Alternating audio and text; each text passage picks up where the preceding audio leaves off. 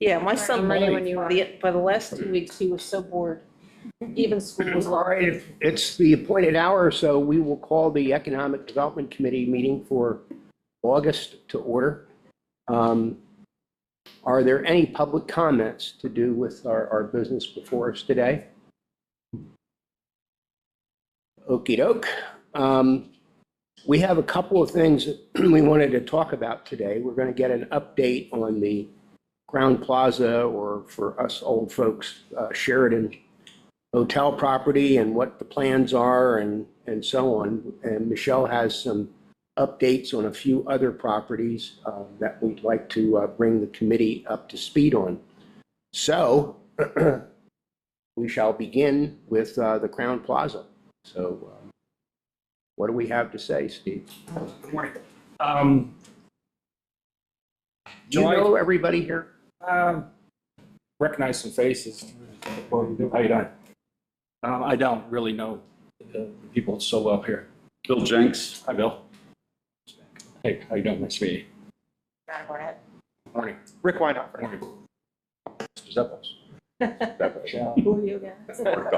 Property. Okay, great.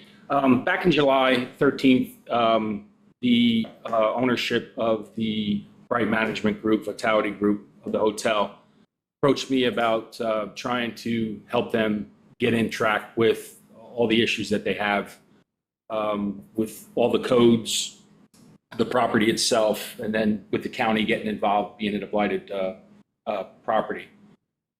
So I sat down and met with one of the owners and two of the management group, and they provided me with a list that Michelle had given to them with all the items that are outstanding, besides all the obvious stuff being outside and the building being the way it is. So I signed on to come in and try my best to get out of the blighted property with the county, try to get in good graces with you guys, go in and correct all the code issues with the fire sprinkler, the monitoring, all the furniture that was in the ballroom that could cause a major problem, everything from water leaks, roof leaks, everything that's would cause some major problems in there.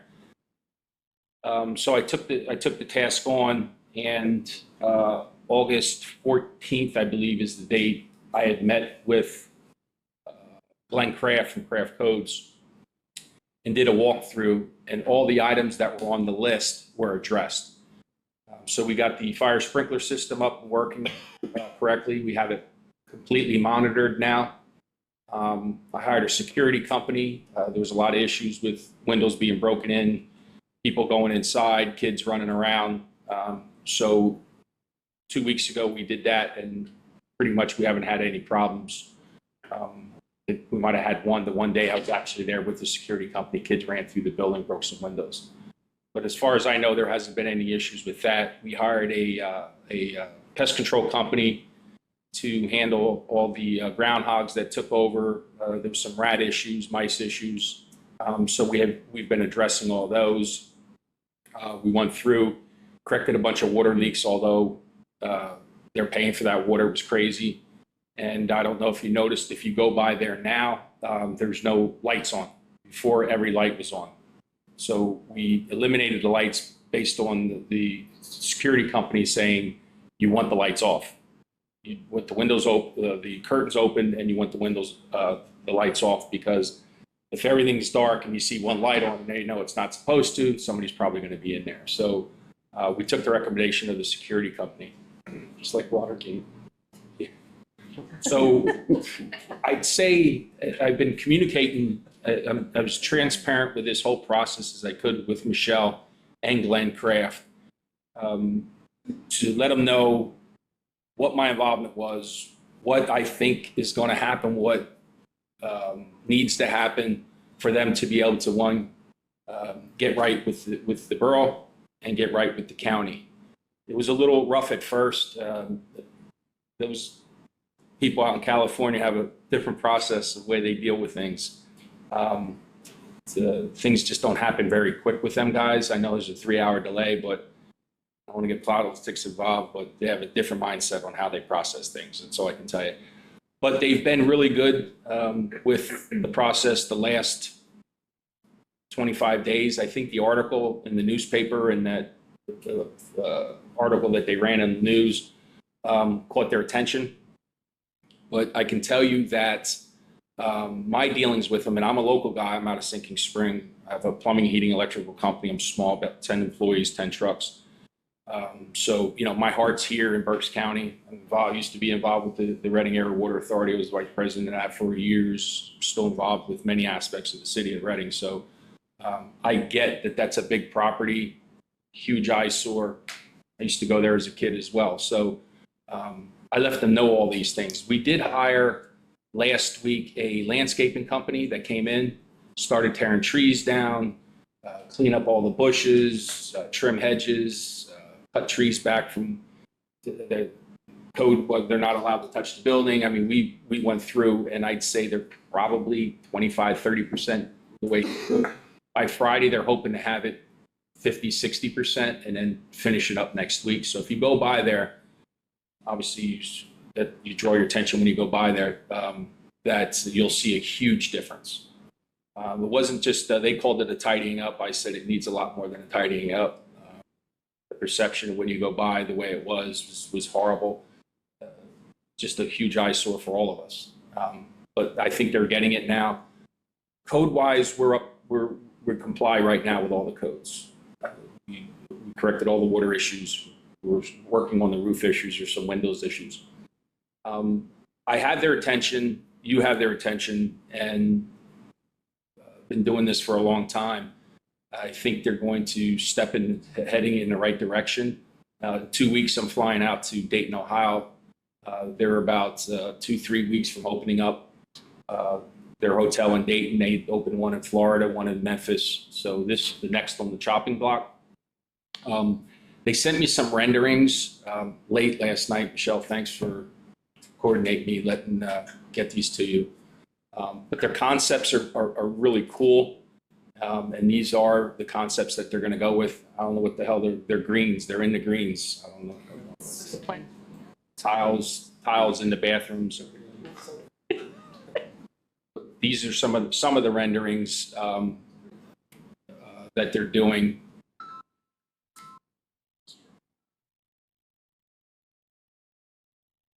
What are their plans? I mean, you're going to open the whole thing? Yeah. So right now, my understanding, and I'm going to know a little bit better when I get out to Dayton, because I've asked many questions about the ballroom. Yes, the ballroom is going to be the ballroom. Obviously, it's going to be, that's their ballroom now. See the slides of that. So their concept is they're going to keep that, and they're also going to keep the bar hotel part, the bar part, which used to be Good Nights. How that's going to play in, they're still up in the air. They right now the tower is their main focus, which is another conversation because of the fire sprinkler system. The wings right now don't have any heat, just like we went through last winter when the management team came in and brought propane open torpedo heaters, and it was a huge fire problem, or could have been horrible.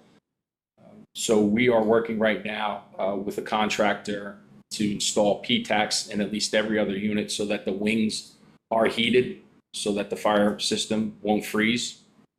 And that's a big challenge. It's probably $1.5 million to get P-tax in those wings. The tower has heat and that stuff, that's all good working order. There's no issues with that. That's all inspected with the state L&I. All that stuff is good.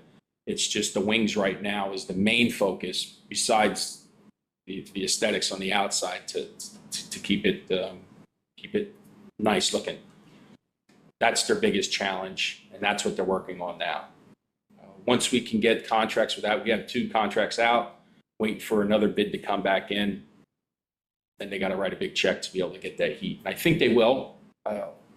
I've been dealing more so lately with the owner. He's out of Argentina. He's been really good at communicating, better than the people that I've been dealing with California. Real reactive, communicates real well with me, and I'm almost certain that come November, December, when we need heat to keep the integrity of this fire sprinkler system in, I think we'll have that covered. After talking to Glenn Kraft, and the county holds a big part in this too, because not knowing how they're going to move forward with what their stance is. I understand that you guys have a lot of control since it's your borough. So hopefully we're making an impact so that you guys can see that the project is moving in the right direction and that we're doing the things that need to be versus what they were doing the last 3 years. So hopefully you guys can see that, have the right conversations with the commissioners in the county and the blighted work for the people that are on that board, and see that there's definitely huge improvements and heading in the right direction with this project. My involvement now is going to change, I think, because I'm not a general contractor. I was good at coming in and fixing things and getting it right and getting it on board and getting it on track. But now they're asking me to stay on, so I got to evaluate that to see how that makes sense. But as long as my involvement's in, I'll have the best interest of the county, because I'm here. This is where I live and this is what I see. So I have a direct interest in that being right and being protected. Other than that, the renderings are the renderings. My understanding is early next year is when they really want to hit this hard. I think their budget might have got a little screwed up because of the previous general contractor. I think there may have been some inappropriate billings, some money got weird, and I think they took a pretty big hit on some things. That's their business, not ours. But I think they're trying to play a little catch up with as many hotels as they opened up in the last 2 years. The Memphis or Orlando, this Dayton, which is real close to opening. And now this is the next one on the list. And there's one after that, but it's not around here. So my understanding is this is the next one. And I do believe that come early next year, there'll be huge changes. Windows need to be removed, reinstalled properly. There's some gasket material missing. There's some leaks. The quality of the roof is pretty good, but there is a bunch of spots where rain leaders and stuff like that need to be addressed. But pretty much, as big as the building is, it's pretty dry. There is some leaks, and we've been addressing them. As this last storm we had, it was crazy. So we know where all the leaks are. They're going to be addressing them with a roofing company. We had a couple people out. So really, other than that, I really can't say any more other than it's moving forward. My relationship with Glenn Kraft is good. So from a code standpoint, I think we addressed all the items that were hanging out, all the life safety stuff. We went in and put all new fire extinguishers in every floor. I think there was 125 of them that are all new or recertified. And so all that part's done. With the pest control company, I could see that that's already made some changes, because the gophers and the rats, they had a nice place in Wyomissing that they were hanging out for a while. Other than that, I can answer some questions, or I can try to answer them. If not, I can get answers back. What's the flag going to be? I'm sorry? What is the flag going to be? What's the name of this? It's going to be the Reading Vitality Hotel Group. Vitality Hotel Group. Yeah, there is a website. Yeah, there is. I'm looking at it right now. There's a few that are out there. The best one that they had sent me is readingvitalityhotel.com. What was it? I thought I sent it to you. You did, but that's pulling up. Reading Vitality Hotel Group. And then if you do it, they bring up, it shows a big picture of the pagoda and a bunch of other stuff. So what is the relationship between the California group and the Argentinian? So my understanding is there's 3/4 owners. I guess the main office is in California, and one of the principal owners lives in California. The Bright Management Group that's kind of managing everything to get everything in place is in California. The main owner lives in Argentina. I guess there's one that lives in Italy as well. which I haven't communicated with him at all. So everything is hubbed through California. All right, 'cause I'm trying to understand who's calling the shots, you know, who's really in charge. It's a good question. When I email and I communicate, there's about 6 people that are on that team list. Everybody has a role. All I know is the last 2 weeks, I've been communicating directly with the owner from Argentina. He seems genuine, seems like he needs these things to happen, and So when you get paid, who's paying you? I'm getting paid through the Vitality Group out of California. On landscaping, you mentioned bushes and trees, but not grass. We've been mowing grass for them for a very long time. Yeah, Are they so. taking that over? Yeah. The landscaping company that is there now is going to take over the cuttings. I know there's been a lot of questions. I know you shared with me, Diebold was cutting. When I talked to the management group, they were paying a guy to cut the grass. And I think what was happening was, it was such a big property, it was one guy. I think he'd start on one side, took him all week until he got to the other side to cut that. It was already high on the other side. It was crazy. I'd never seen anything like it. So to answer your question, yeah, the company that's taken over is going to have a weekly maintenance contract, big enough company that will be done in a 2-day cut or so to speak. You said they're gonna hit it hard beginning of next year, but do they have an opening date in mind? Do they have a target? So all I can tell you, as best as I can tell you, is they want to get this is their next project. Dayton's supposed to open up in the next 30 days, 2 weeks or 3 weeks. I'll know a lot more when I go out there because all the owners are going to be out there. So I'll have a list of items that I'm going to be addressing with them. I don't know if they truly do. I know they want to, all I was told is we're going to hit this thing real hard come the new year.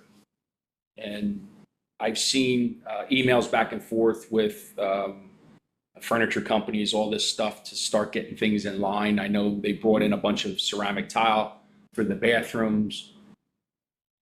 I know there's a company that comes out of Florida that will just come in and hit the rooms.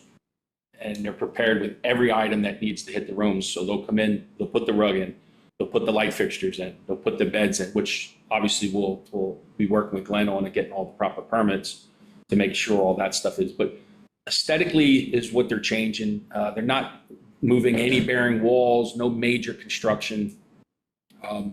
I think the lobby area and stuff, they were looking at reconcreting it, putting a shellac on it and kind of doing something different. And their coloring schemes is just crazy. What's that? No, it's the saying in the restaurant business, sometimes you put lipstick on a pig. Yeah. Yeah. You know, you got, the bones are there, it's just, And guys, really the bones are, if we can get the few roof leaks, which we're going to do, I'd say my suggestion was to take every window out, because if 32 windows are leaking, as soon as you get people in there, the other 32 are going to be leaking. So my suggestion was to take all the windows out, reseal them, get them back in place. The building's in great shape. It really is, for as old as it is. They're going to have some copper leaks here and there. It's copper. It's X amount of years old. But all that stuff has been addressed. I think if they come in strong and serious, like I've been getting the last couple of weeks, I think you're going to have a nice building there with a good draw. Well, Which would be a good time because of all the stuff that's going on now, the Target, all this stuff. I mean, I told them they couldn't open up soon enough. Now's the time that they need to grab this market, clean it up, get it right, and that'll welcome them in as all that activity that's going up there will help them draw in here. Well, I think it's safe to say that we're very relieved and pleased to have you involved. I appreciate that. Thank you. And I mean that sincerely. We've had a rocky path over the last number of years. So we're pleased to have you being local and, we trust you. I appreciate that. Yeah. One question I have is, are you able to say, when do you have to give them an answer if you're going to be the GC? I got to get a little bit more I mean, it's not what I do, but I've been in this trade around this stuff for 40 some years. So I just need to get the date and get in front of the owners to get the true feel. You know, texts are one thing, emails are another, but I'm a people person. I'm going to get a real good feel on whether or not this is something that I'm going to be able to take based on what they're telling me and my feel. My gut is yeah, I'm probably going to get involved from a GC standpoint, only because I know all the players. I know I can deliver what needs to be done. I understand the codes. I understand the political end of it and the things that need to be done along the process. The guy that they had in before, I think he floated between Florida and New York.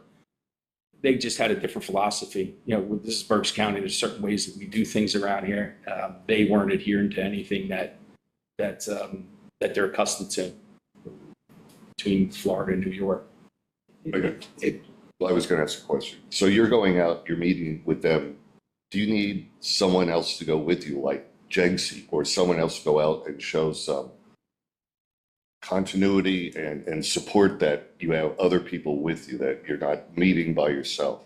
Would it be helpful? I don't think it'd be helpful. I'll tell you what's going to be helpful is if we can do all the things that we need to do, especially guys that are really concerned, and Michelle knows this because I communicated with her. They're really concerned about the blighted part with the county. Oh, I can add to that then. but, and that's where I'm going. Is this a bandage just to continue it on? Or I mean, you feel they're very sincere. I do. I'd say especially the last 2 weeks. I think they were, and again, this is just my assumption I think they were concentrating so much on getting this Dayton project up. And I think that all their resources, all their energy was really put on that. And then they had me in the background chirping at them every day. We need this, we need that. This needs to happen, guys.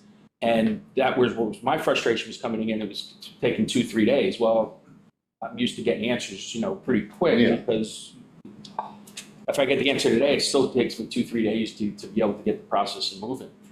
So to answer your question, I don't think so. I think I'm going to go out. I'll sit with them. I'll walk the building. I'll go to good feel. But I'm pretty certain, guys, that they're going to continue to head in the right direction. The article and the news and all that stuff I never dealt with the owner. The last 2 weeks, I've been dealing with him pretty much every day. So I'm getting a really good vibe on him. Every time that I say I need something, he'll say that to Jeff in California. I'll get an email back a day or two later. They're just slow shit as hell in California. They process things totally different. Land of fruits and nuts? Yeah. So I have a question.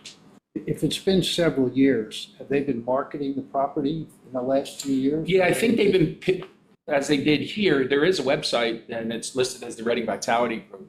So yeah, I think they are piggybacking off all their other hotels. From my understanding, they bought a portfolio of 6 of these different hotels, and they've been just hitting them and hitting them and hitting them.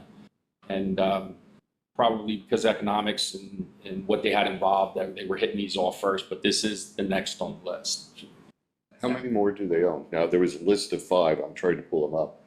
Yeah, so this is the How next. big are they? Let's put it that way. Oh, they're bigger than these, bigger than this one in Reading. Have a restaurant there? Yeah, my understanding, they're gonna, the old Good Nights, the lounge, my understanding is that they're going to operate that at some point. I know that their main focus is now is the tower and getting the wings. I know there was questions about what they were gonna do with the wings before, that there was talking about veterans, and I haven't gotten any of that from them yet on anything like that. I just know right now the integrity of getting the building 100% secure, clean, getting it so that basically teams can come in, put the new carpet in, put the new fixtures in, put the new lights in. The main goal right now is, I shared this with Michelle and Glenn Craft, is to get the heat on in those wings to keep the integrity of the sprinkler system intact, so that we don't have any portable heaters or anything like that. The subject that we just spoke about, Bill, with regard to the naming of the hotel, are you planning on a hotel group in the country that would be Vitality Hotels, or are they? That is their Bright Management manages the Vitality Hotel Group. And the Vitality Hotel Group has 5 hotels now. They have 6. What they're going to do with that? And are they're known as Vitality Hotels? Yes. If you Google it, you'll see stuff all over the place because of how it's all being marketed. But this is like a homepage here. But if you went into Bright Management, you can see how their structure is, how their players are. They bring this guy, they bring this guy. But the guy that's in from Argentina must be a real smart guy. He came up with this hotel concept where, and we have all the equipment, the locks. I share that with you if we do a walkthrough. But he designed these locks on the doors and kiosk systems that you can go online, book your trip. You'll get a QR code. You go up into the hotel. You don't have to talk to nobody. You can go right up to your door and say room 207 and hit this like this, and it automatically unlocks. It's just a check-in, check-out process. I think a lot of hotels are like that. But this design on this with all the locks, and like you see there with that picture there. Yeah, Disney uses this. Yeah, Everything's on your phone. Yeah, I think there's a lot more going. This, what from my understanding, what this guy designed has a lot of just different bells and rings to it. Yeah, I mean, when we go there, we don't even go to the lobby anymore. You're told on your phone, if the room's ready, you go to your room, hit it with your phone, you're in. I thought you went with Goofy. Steve, question for you. I like that you brought up a good point of that they want to open the ballroom up, okay, for functions, which is, you being local can appreciate that the only game in town It's DoubleTree. is the DoubleTree. And what the marketing opportunities that have been missed is incredible. Crazy. As you know, Absolutely. you need to tell them and sell them on that. All day I do. You know, the demand is there. Listen, there's no secret. I mean, I'm a project kid. I know Berks County. I've never left. Wyomissing is Berks County's hub. It's the mainstay. It's there's more things going on from every aspect from the location to the homes to just everything. Wyomissing's our hub. That's in Wyomissing. I'm sure events people would be a lot more comfortable coming out to Wyomissing for an event than feeling that they got to go to one place, be in the DoubleTree, whether they're secure or not secure, whether they'll say it or they won't say it. It's downtown. People have reserves and concerns about that, rightfully so. Out here, they might have a lot less concerns. So yeah, it's important to get them out here. Hit George's restaurants in between for events, just the whole list of things that we have here in Wyomissing, this end of the Berks County. So I have a question. For the last 25 years, we've had 600 or 700 people that vote for a baseball organization at the end of the season. And it was constantly, that ballroom was full of people. I'm just curious as to how, one day we had a giant ballroom full of people, and the next day it turned into a disaster. Were there no people staying there in the hotel, and we had no revenue? So it's I think it's just business in general. I think it was mismanaged, changed hands a few times. It's also post-COVID. What's that? Post-COVID. Yeah. This sold like late 20, early 21. But when Craig Poole left, Yeah. management went downhill. And things have changed too. There aren't as many events. Yeah. I'm working on one right now with the Reading Museum, and the events are not there like they used to be. So all we have to do now is bring Greg Poole back, we'll be fine. Good luck with that. Yeah, he's struggling, I think. Yeah. But He's doing better. I spoke to him the other night. is he out in Pittsburgh, or somebody said he was in Pittsburgh? Oh, he was here the other day. Last week I saw him. I can't answer that. Business is business, mismanaged.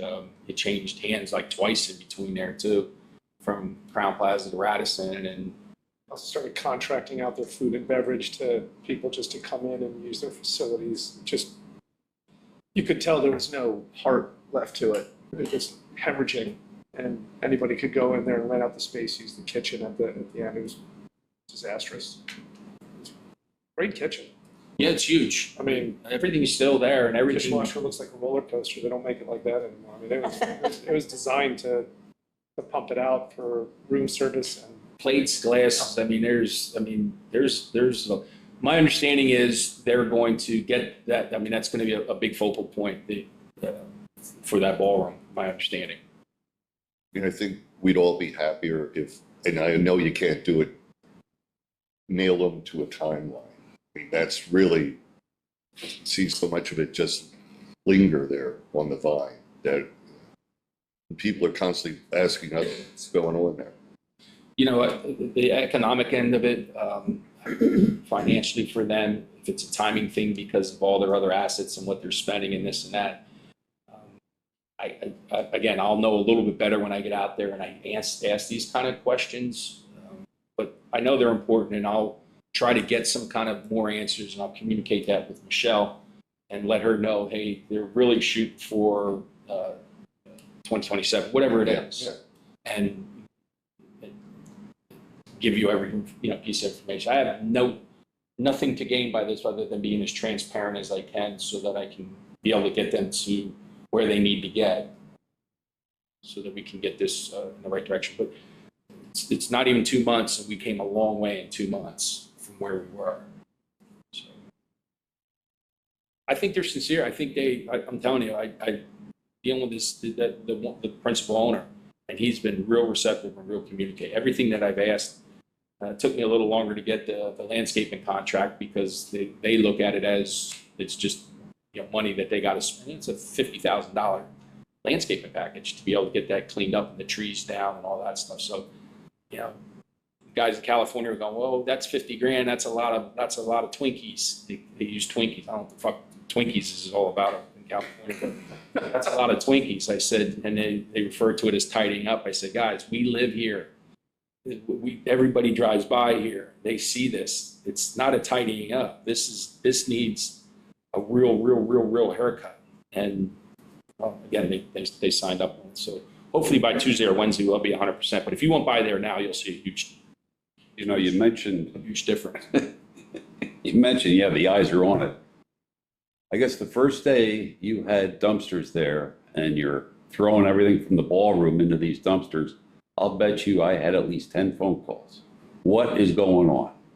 What's happening? I'm seeing dumpsters. There's activity over there. People are actually excited. Yeah, I get it. Well, the one good thing that came out of this is, well, a couple good things. One is all that furniture that was in there, it's a hotel quality grade stuff, and a lot of it was new. I mean, I'm telling you guys, it was crazy. New mattresses, new chairs, new desks. So I called the Salvation Army, Women's Safe Shelter, and Habitat for Humanity, and I donated as much as that shit I could. Staged it, and then the rest could give it away. And then I shared with Michelle that we weren't just going to have the general people showing up in there because technically nobody was supposed to be in there.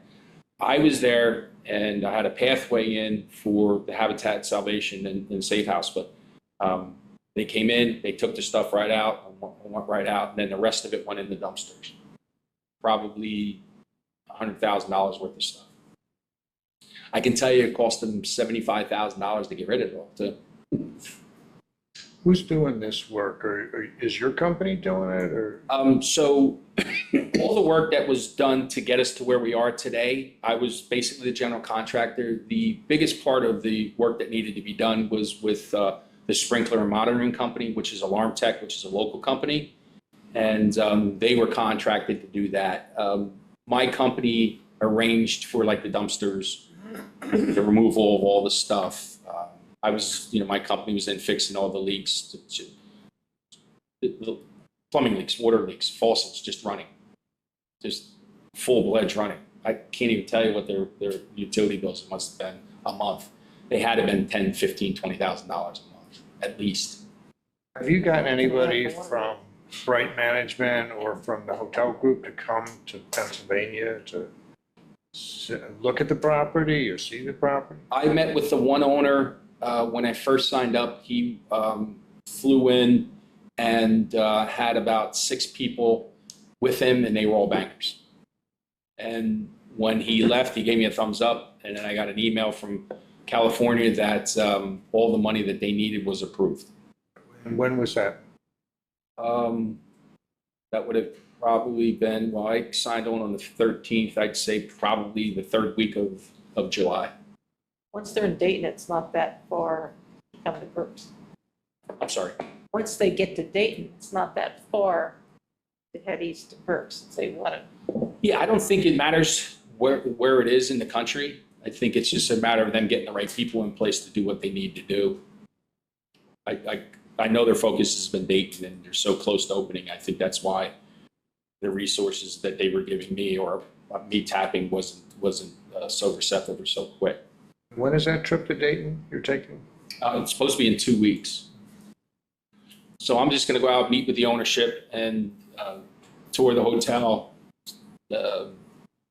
Ask a lot of questions. I'm assuming I'll get some feedback from you guys, maybe Michelle with an email. I'll use them as references, and then I'll have my own questions, and then we'll just continue to address everything that needs to be addressed. But I do believe that their intention is 100%. I think it's genuine. I think they're going to be heading in the right direction. This $1.5 million, $1.4 million, $1.5 million that they're going to have to spend on heat in the wings is going to tell everything. Because if they're going to spend that money, which they're going to have to, because we're not going to go through the fire stuff that we went through last year with the open heaters. If they don't do that, they're going to have major problems. And be honest, guys, I'll communicate with you. And if I need to walk away, I'll walk away, but I'll let Michelle know. But that is the main focus. If they do that, which I'm pretty certain that they are, then it's real, because they're going to spend $1.5 million just on heat on those wings. They have to do it. There's no choice. It sounds like from the time it went under, they bought it from Radisson. They bought a portfolio of a bunch of these hotels. And with regard to this one, how much money did they allocate to buy this one? And how much have they lost in the last 4 years? I don't know the answer to those questions. Because they have a lot of money in this property already. A lot of wasted money, yeah. Right. It was mismanaged from the company, this JCT that came out of New York and Florida. I keep on hearing $1 million some dollars that is unaccounted for. So yeah, they threw a lot of money. The small time that I'm there, I can't imagine what the utility bills have been. Crazy, just nuts. So I think we got that under wraps for them anyway. But everybody I talk to don't know a lot. I don't know what we're paying, Steve. I don't know what we're paying. Okay. When they start building, they'll know what they're paying. Well, yeah, that got their attention when I started giving the quotes for some of the things. But again, I don't want to sound redundant here. I do think that this is absolutely their next project. This is absolutely going to be just like their other hotels. And I'll know a little bit better in 2 weeks when I get out to Dayton. And I think it's real.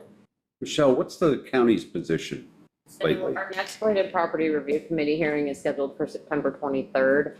The conversation Steve and I had, which I've also spoken with Commissioner Rivera, who is on the Blighted Property Committee, we are going to go into that hearing, assuming everything stays as it currently is. We're going to go into that hearing expressing that we're willing to a 90, 120-day continuance, which would take us till January, February, with the understanding in that 90, 120-day period, ownership, really Steve, has to apply for the building permit to start the fit out process or the HVAC work or something showing the next step. I do think that article and that it mentioned eminent domain and the property potentially being taken is what got their attention. They claim, they've been getting letters from the county. We submitted the property to the county, I believe, back in February for consideration. They're pretty quick about scheduling the first hearing meeting, which I believe was held in March. They would have gotten letters from the county at that point basically stating, hey, here's the date of the first hearing meeting. You're able to attend and give your position. Here's what the blighted process could culminate in, which is eventually eminent domain.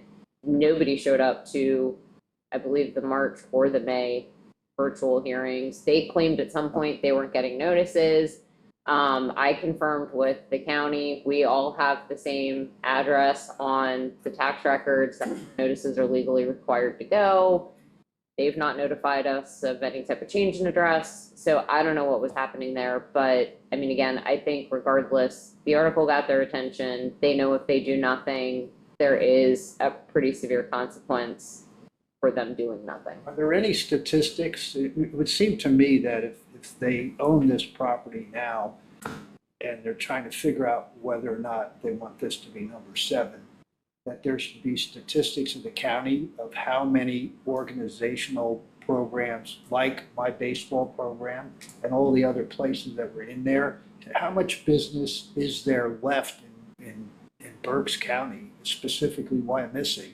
That's the Visitors Bureau question, not the county question. Yeah, well, I'm asking if they have that information, because if they know, because there are not hotels going up all over the place around here, but there's a lot less people doing stuff, or maybe more, but I don't know.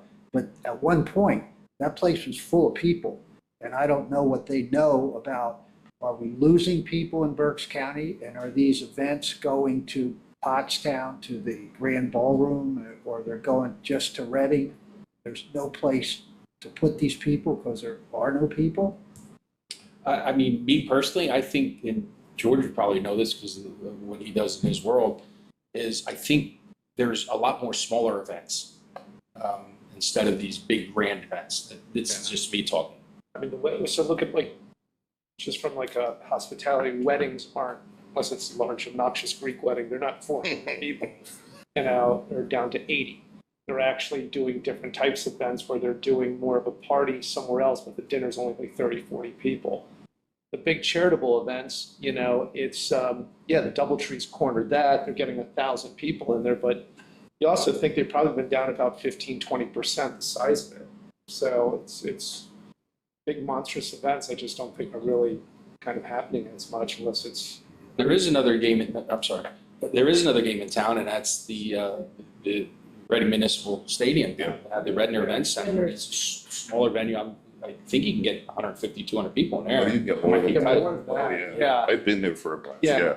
yeah. We're doing, plus they also commingle some charity events on the field. So we're doing one, coming up, 10-year anniversary of charitable town baseball contribution, where we raised that money for that. We've been hosting that for 10 years, but, we probably get 1,000 people on the field. And then they kind of commingle it up there. But that's a lot Scott Hunsicker setting up, with access to that. Big events are big events, it's, I don't think. I think there's a lot more smaller events than the bigger events today. People aren't gonna drop $100,000 on the wedding, and start backwards. It's, days of Goodfellas are probably done. I hate to use the old phrase, build it and they will come. Honestly, I was going to say that, guys. I'm telling you, just my observation is I get the feel sometimes is we're going to put this up and we're making this work no matter what. And To touch base on it, if you build it right, they'll come back, and I think that's fair enough. what the attitude needs to be on this. I mean, everyone's going to check out a new business. Everyone's going to check out something new, but if you build it right, you build your clientele.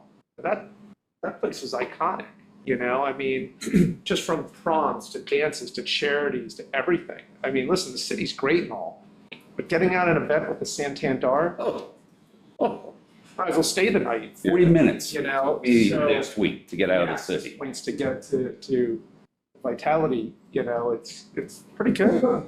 I agree. Pretty good. You're shooting right off the highway coming out of that entrance. Well, How are you gonna?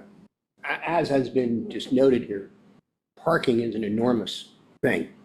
I mean, going into the DoubleTree and dealing with a garage and how you pay or don't pay, and then you get to deal with the lovely folks at the Reading Parking Authority, which is not fun. And two elevators.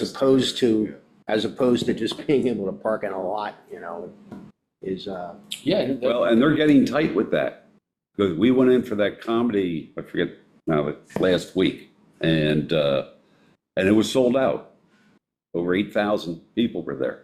And the police officer, we turned on to on to Penn, from 6, they said, "Where are you from?" I said, "Wyomissing." "Where are you going?" I said, "To the hotel." "Are you staying at the hotel?" "No, we're here for the event." "Well, can you find someplace else to park?" I go, "No, I want to pay the $25 to park there." And they said, "Well, you know, because the hotel now is being concerned and they're looking at changing things because the hotel guests, there's not enough parking for hotel guests now." And I said, "I'm here to see a show."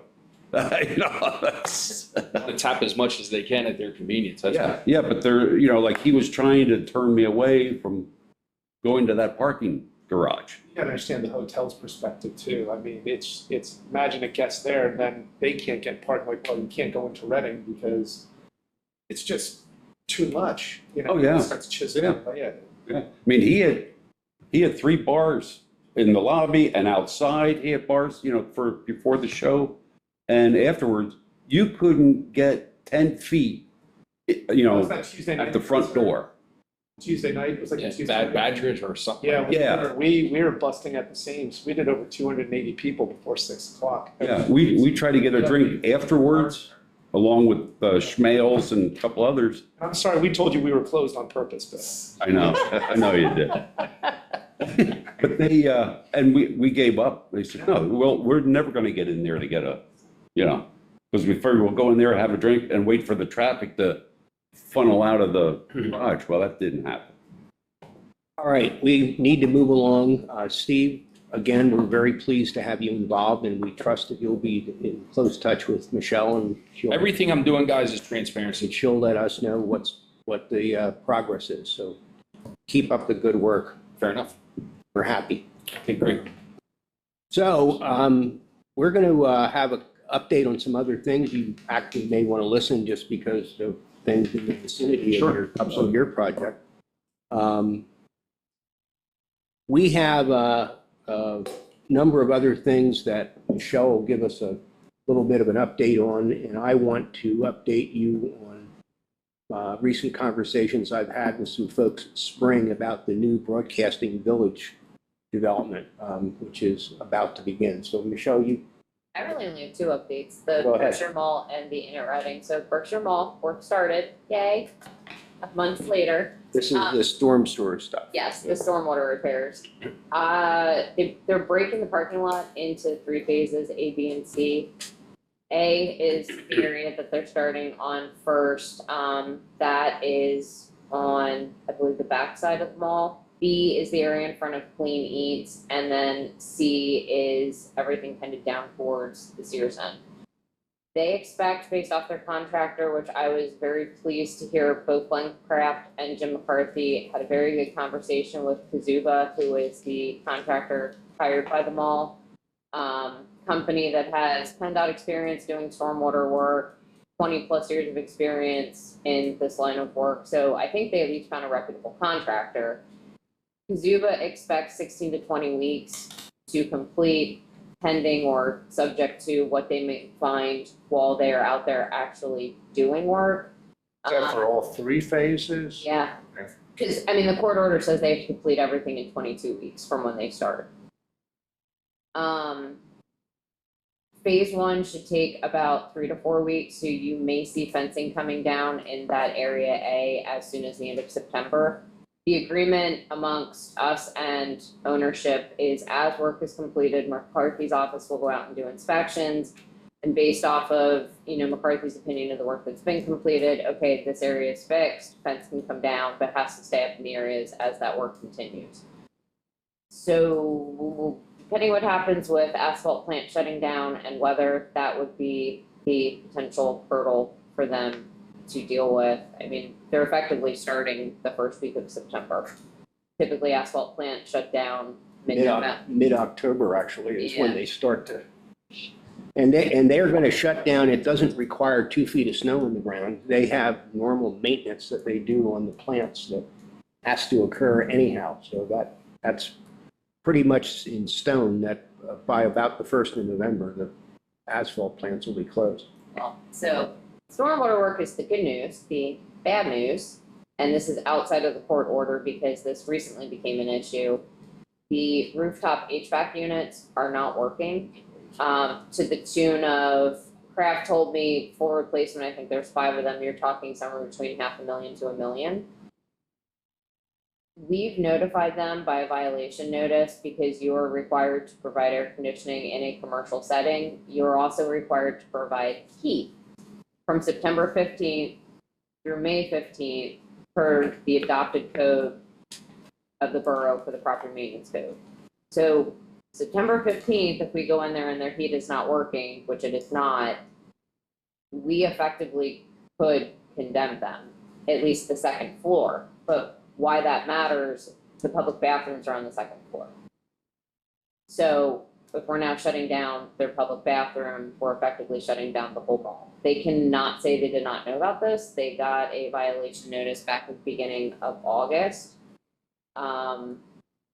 Just for clarification, when you say the whole mall, you're saying close the doors at Boscov's and Boscov's remains open? Yes. Okay.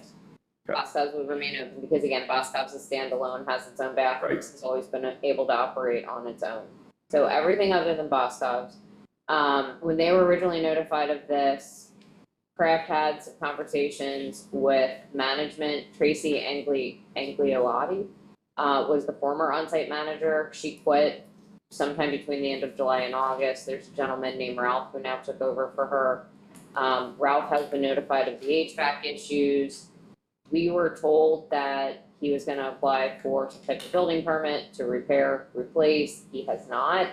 Our concern is that in the meantime, they've gone in and effectively discharged them with Freon, which we know is then leaking out into the environment, which is a potential DEP violation. So I don't know where this is going to go, other than they've been warned, they know what they need to do. If they don't comply and we hit the September 15th date, we will likely be taking further action. Continue to hold their feet to the fire. So I have a question. So all this work, the 22 weeks that they're doing all this stuff and taking the fence down, I guess that's cool if you don't like fences. But if you take the fence down, you're just gonna have a giant parking lot. Is there anything in the conversation that says we have 16 tenants coming in once we've done all this stuff? Or we're gonna have an HVAC that works, it'll be nice and warm in there. There'll be 5,000 cars in to go to the 22 stores that are still there. And they're not bad stores, actually. I mean, I don't go there all the time, but I went through there and I'm thinking, my God, I'm sitting in these meetings thinking it's a ghost town. It's not a ghost town. There's a lot of people going through that mall, but I mean, it may not be my type of people, but they go there and they're shopping and there's places to eat. But if they take all this equipment stuff they're doing, how are they handling that? Are they just waiting to get it all done so it's nice and shiny and say, now we're gonna wreck it, or we're gonna sell it, or we're gonna refit it with other stores? What's the game plan? Well, at this point, I don't know who might be moving in, but I know who's moving out. I mean, that Five Below is now moving over to Broadcasting Square. They've been severely challenged with the fencing and stuff that they, nobody knows how to get there, practically. In the meantime, they have engaged, the mall has engaged NAI Keystone to lease space. This is kind of a second or even third time that they've attempted that. The original guy that was handling that was our friend John Buccino, who gave it back, so they couldn't deal with him. Now somebody else in that same firm has it, so it is technically available. In the meantime, in my real estate world, there's a thing sort of like Multilist called LoopNet. And if you look on LoopNet, you'll see that the Berkshire Mall is marketing two pieces right now. The area in the parking lot along State Hill Road up to the power station is shown as a potential development site that they would lease to some developer who would then in turn build, freestanding restaurants or whatever as had been proposed years ago. The other thing is basically the Sears end of the mall, and they even have a rendering showing it redesigned or whatever.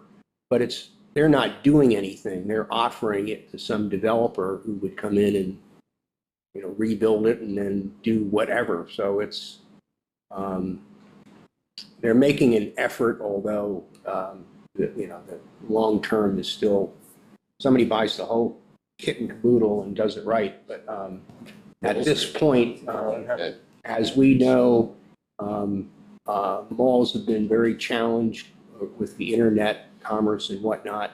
Although there's still, when you talk, I know Jim Boskov real well, and he said, look, what we cater to, there are people that still want to touch it before they buy the damn thing.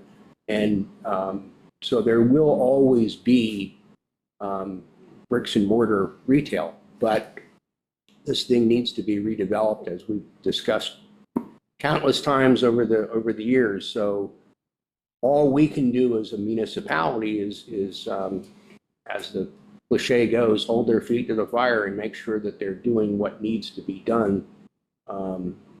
I really, as we did a year ago when the fencing first went up, I was just very concerned about those existing retailers and putting them in jeopardy, which is just awful. But frankly, they're not our problem, but we feel for them. So we'll see where it goes. Malls are dead. There is no real marketing for malls anymore. I work with the PDC a lot with West Reading. God, 10 years ago, 15 years ago, I don't know how many millions of square feet are empty in shopping malls today. And they're taking them down. Granite Run was taken down. I think this guy's just holding it for the land value and he's going to market it off. That's the only thing that makes sense. I've told Michelle, I've done a little research on Namdar and its whole thing. He has a REIT, but it's traded on the Tel Aviv Stock Exchange. And there's a lot of property in there. When you go on his site, how many properties they own between here and New York is incredible. That's just here in New York. Yeah, I think they're like 300 in the New York area he owns. And if you go on YouTube and look at the malls he owns, it's really an interesting look to go on YouTube and see malls in Connecticut that are just falling apart. So I suspect based off of questions they asked regarding the operations and maintenance agreement and the stormwater agreement specific to if we would sell the property during the 10-year time period this agreement is in place, what happens to the escrow? I strongly suspect the long-term intent is to sell. Let's see.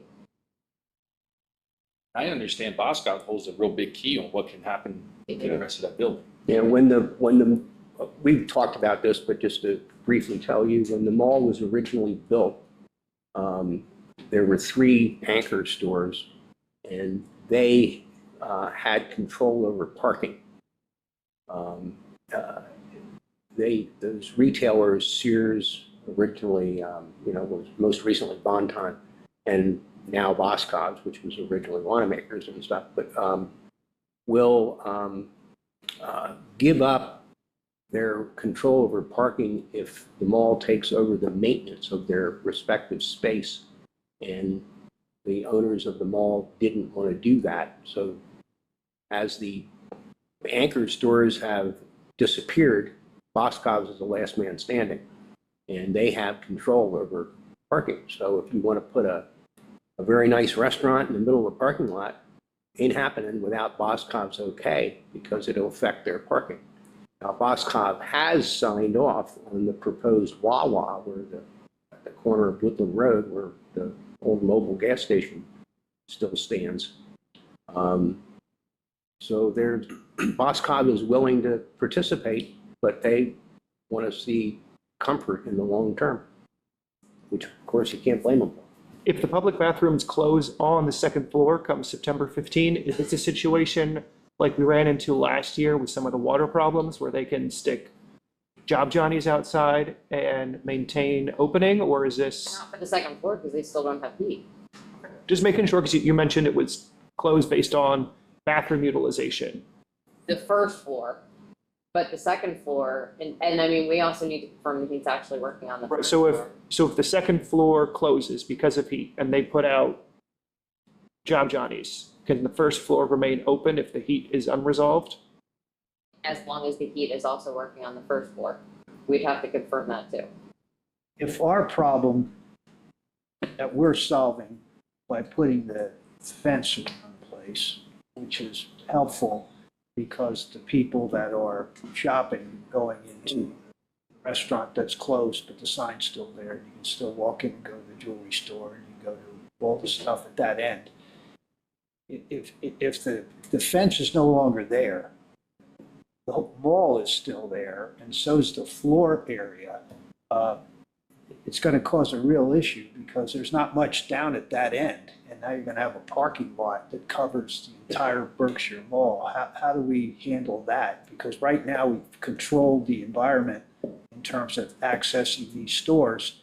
And it's not a big deal because even if you said we're taking the fence down, nobody's parking at Sears to walk down to, the store at the other end of the mall.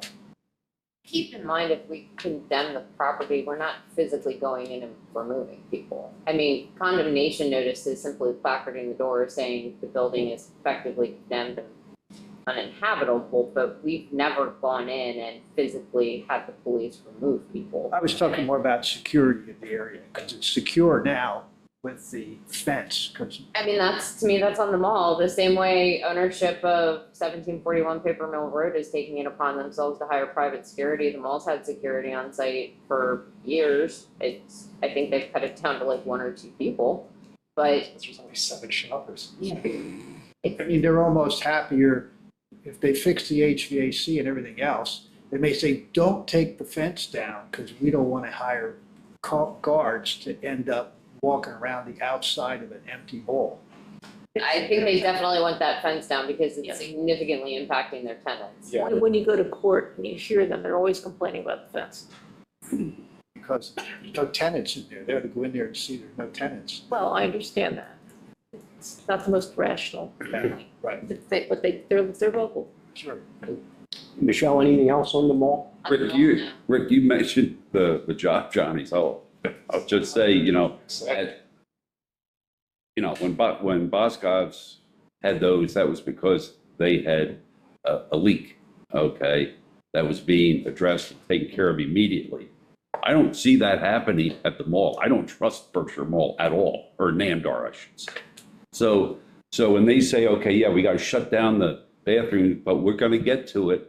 So now, how long are we going to stare at job Johnnies along the front of the mall? You understand what I'm saying? No, I hear what you're saying, but as someone who spends a substantial amount of time in the mall every week, last winter time, right before Christmas, shortly after the fences went up, there was the issue where there was the leak. So the upstairs bathrooms had to be shut down.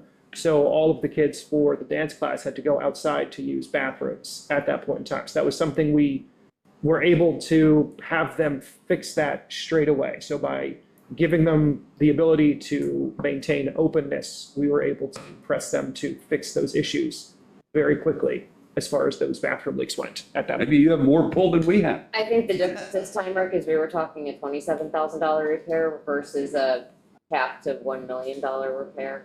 I understand. Again, it was something that, it's not the same situation, is what I heard you say before. I fixed the leak upstairs on the second floor. Get It paid. took me 60 days to get paid. And then he yelled and screamed and they paid me 3 times. I'm surprised you got paid 60 days. Yeah, I got paid. I had Tracy before she went out. And then I got 2 checks after I got that first one. Is there just one restaurant upstairs now? Is that it? I haven't been upstairs, Mike. I haven't either, but I think there only is one restaurant open, isn't I think there was 2 when I was there in July, I guess it was June or July. Yeah, ready? Yes, the Enoch Redding one. I'm happy to report that I was out there last Thursday morning with Nick and Sean from McCarthy's office. We did the inspection based off the final plan. Everything minus a stop sign and a railing were taken care of or were in place for the plans. The stop sign has actually since been installed, the railing's been ordered. Based off of that, I authorized both McCarthy and Kraft to release the certificates of occupancy, subject to a hold harmless that Chris is working on with Keith Mooney, and Mike still hasn't paid us the $22,000 that we agreed to. So, falls in his court. He will owe money, more money when the certificates of occupancy are issued, won't he? No, because we haven't really, Or rental. well, yeah, I mean, the rental inspection, but not review fees or anything like No, that. no, no, I don't mean those kinds of fees, but a different kind of fee. Yeah, I mean, you're talking 106 units, I think it is, so maybe a $1,600 bill max. Does he owe money for recreation? No, because he hasn't done any actually land development or created new units. That'll come in under land development if and when he ever gets there. And meanwhile, the ballroom is still empty, it's not being used. I mean, he's made it abundantly clear that there is no intent to occupy or bring that back online, and it'll likely be demolished. There's another point for you to bring up, Steve. Yeah, they have absolutely no appetite for having any kind of ballroom activity. Right? No Which is competition. a shame. All right, this plan that I put together and emailed over to Michelle is for Broadcasting Village in Spring Township. Can you make it go up higher? There. At the top is Route 222. This is Broadcasting Road. The Target, Barnes and Noble, all that over here. So this thing is several sections. First of all, they're going to break ground like next month. And it'll be this fall that they're going to start site improvements and so on. It has been final approved by Spring Township. At one point, there was talk that this was going to trigger the rebuild of the intersection of 222 and Broadcasting Road into some reverse diamond or whatever they technically call that. Diverging diamond. Converging diamond. But that's now not happening. It's going to work as is. The only real significant change there will be they're going to create a walking sidewalk, et cetera, for people from Penn State on the other side of 222 to be able to access this. I'm dubious as to how much that's going to get used. I mean, we had done some studies when we were working on the Penn Corridor project years ago, and the consultants were very clear that people generally won't walk more than 2 blocks. So that's Tell me. not going to happen, I don't think. Hear it all the What they're time. going to do is safety improvements, where they'll put in a concrete median barrier thing to separate a pedestrian trail from the cars. So Penn State then is also going to do some internal things to create better access to the Penn State end of that walking trail. So I don't know how much that's going to happen, but in the meantime, this area along Broadcasting Road will be 116,000 square feet of retail. And in the conversations I've had with Spring, the developer's doing it right. I mean, this is not a replication of things that are already in our vicinity.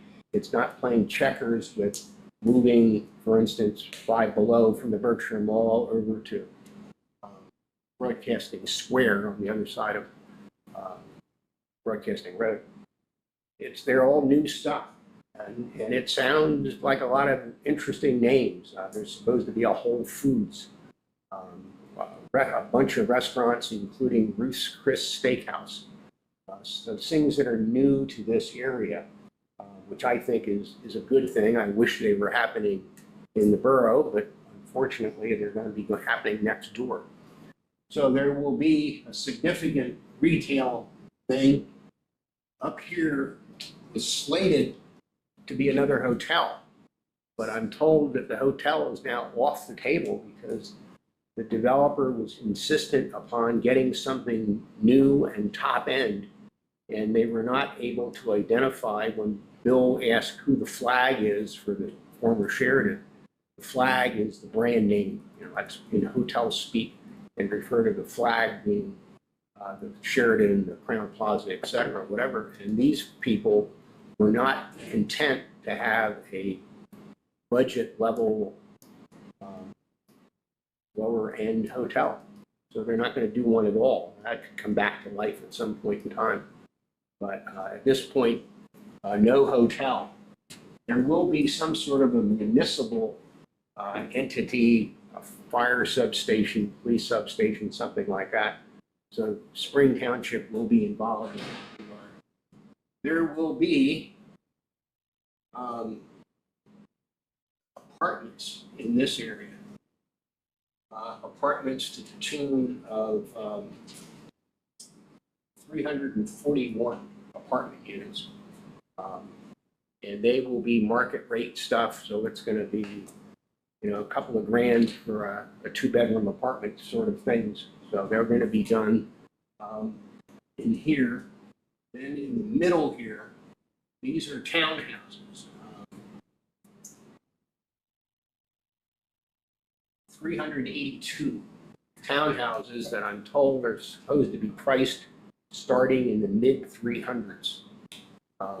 As a real estate guy, I don't know the depth of the market around here is ready for that level of townhouses, but they've done their studies and they're going to do it. So those are going to be townhouses, large townhouses, some of them of a stacked variety where you have kind of one on top of another. They've got some stuff like that down in Flying Hills that I'm familiar with. And then lastly, there will be 52 single homes. That's this loop over here. The single homes, I'm told, are going to be priced beginning in the 600 range. Again, the average income in Berks County supports a mortgage of just shy of $300,000. So depending upon the size of your down payment, the average Berks County family is about 300 level thing. So we'll see. But nevertheless, that's what's coming, and it's going to be right next door to us. I don't know, other than I wish some of this stuff were happening at the mall, but it's not. It didn't happen soon enough. I was hopeful that the mall would get off the ground with a new developer before this thing broke ground, but it didn't happen. So that's where it stands. But I wanted the committee to know what's coming, and it's now going to be underway shortly. And it'll take, site improvements and stuff will probably take, depending on the severity of the winter, I would guess that they might be able to start going vertical with construction maybe by early next summer, something like that. Maybe late spring. I know Whole Foods for sure because I bid the contracts for that, and familiar with the townhomes because I bid the townhomes as well. Yeah. So that's what's in the pipeline. Yeah, according to what our own council member, Fred Mogul, who serves, I believe, on Springs Planning Commission as their solicitor, I said they're not letting any grass grow under their feet on this. They're really moving ahead quickly. So that's exciting. I'm just looking at my notes, but that's basically what we wanted to update you on. Does anybody have any other old business or new stuff you want to bring up? Anything out of West Reading that is Yeah, things are moving along nicely. I've been busy getting texts about stuff while we've been here. The French Fry Fest is the first time we've ever shut down the street for that. We didn't know how it would go. We had 18,000 people for about 5 hours. I don't think there's any open property at this point. I think there's one building that's vacant. That's it for the whole thing. Our grant went through and all the lights have been replaced. So there's a continuity there. We're working to get the train overpass painted. That changed ownership, so we're working with new owners on that. Things are just moving nicely. The price of real estate in West Reading, I was telling George, I saw Jeff Hayes, he's a very old friend, and he owns the United Artists Building. And I said, you know what your property's worth? He said, well, I was going to sell it to a person who's been around. I was going to sell it for $300,000. I said, the other half of my semi just went for $550,000. I said, you should start looking at $1 million. The property in West Reading, little homes in West Reading are going, semis are going for $300,000 in the back streets. So there is a demand for property. Well, the G&A restaurant, of course, shut down. There's a strategic, a master plan for West Reading, which our foundation developed. The borough has accepted, and we own the borough owns the gas station. There's a whole potential development prospect for that entire area there that we don't even have to go through anything. It's already been accepted by the borough 5 years ago, and it could move very quickly. The G&A is $2.5 million that may or may not get split up. Topahaken Street in that area would be shut down. That would no longer be there. The gas station and the property at the end would all be redeveloped. So there's a plan there. Hopefully we'll get that off the ground pretty soon. There's a lot going on. There's a lot of wheels turning. In fact, it's hard to even keep focused on it some days. I spend about 20 to 30 hours a week on this stuff. Well, we wish you well. Does anybody have anything else from the committee that they would like to discuss today? If not, we thank you for being here. Steve, best of luck. Appreciate that. Thanks, guys. Keep us in the loop, Absolutely. and we will stand adjourned. All right, thank you. Thanks for coming. I appreciate it. Thank you. All right.